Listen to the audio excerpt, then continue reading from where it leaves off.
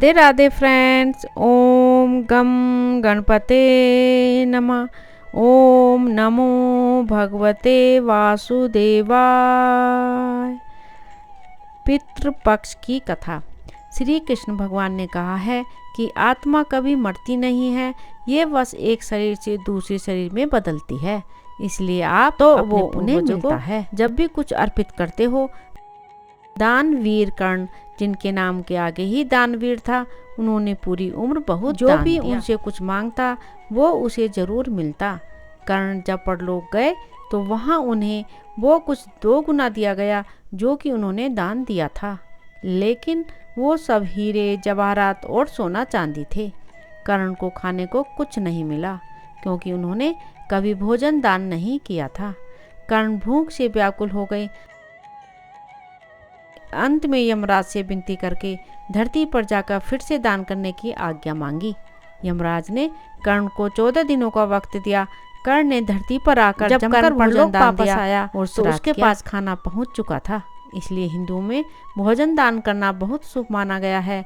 श्राद्धों के दौरान तो गरीबों को भोजन खिलाना ही चाहिए। इसके जरिए हमारे पूर्वजों को सीधे ये पहुंच जाता है।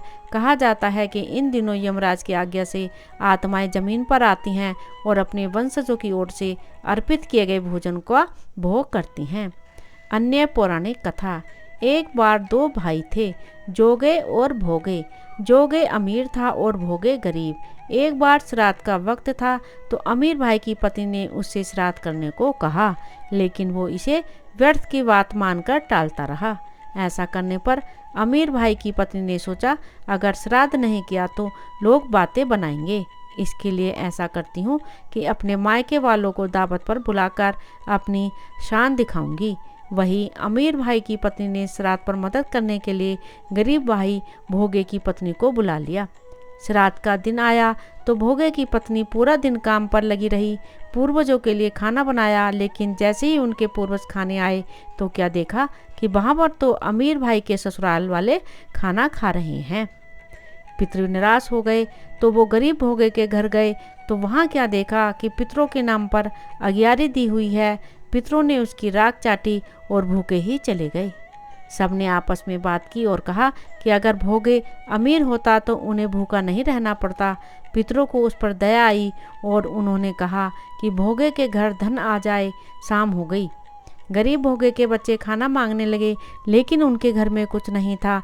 भोगे की पत्नी ने बच्चों को टालने के लिए झूठ ही कह दिया कि बाहर होदी के नीचे खाने को है, खा लो। बच्चे जब वहाँ गए तो देखा कि होदी मोहरों से भरी हुई है। दौड़े दौड़े बच्चे माँ के पास पहुँचे और सारी बात बताई। भोगे भी अब धनी हो गया। अगले साल जब पितृपक्ष आया तो उसने अच्छे से श्राद्ध मनाया।